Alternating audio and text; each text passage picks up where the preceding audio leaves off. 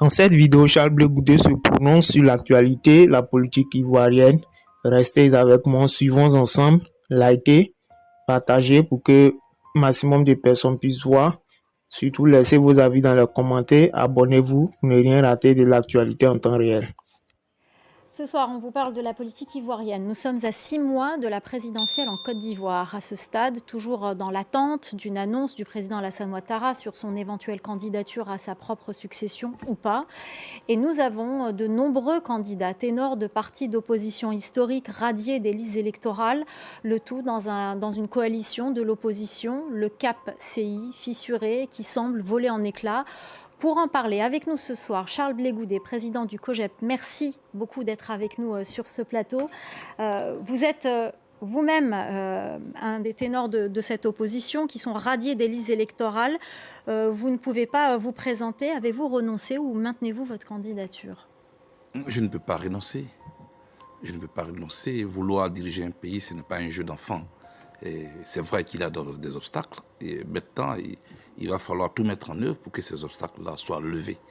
Vous savez que dans notre pays, l'élection présidentielle s'apparente aujourd'hui à une pandémie qui réapparaît tous les 5 ans. Et à quelques mois de cette élection, la tension monte. Mon objectif aujourd'hui, au-delà de ma candidature, c'est de faire en sorte qu'il y ait un dialogue. C'est de faire appel à notre mémoire collective, à notre passé récent, à notre histoire récente, douloureuse. Et si nous voulons vraiment le bien-être des Ivoiriens, opposition et pouvoir doivent donc accepter de s'asseoir sur une même table. Ne craignez-vous pas justement d'incarner cette partie de cette histoire douloureuse, je pense évidemment aux tensions post-électorales de 2011, à la crise post-électorale de 2011. On ne va pas réécrire l'histoire, d'autant que moi j'ai déjà été acquitté, mais ne pas réécrire l'histoire, ce n'est pas seulement se dédouaner. Ne pas réécrire l'histoire, c'est en tirer les leçons, savoir d'où notre pays vient et créer les conditions d'un dialogue constructif qui réunit pouvoir et opposition pour éviter qu'une seule goutte de sang d'un Ivoirien puisse couler encore pour une élection, pour éviter que des Ivoiriens puissent encore se ruer vers les pays limitrophes.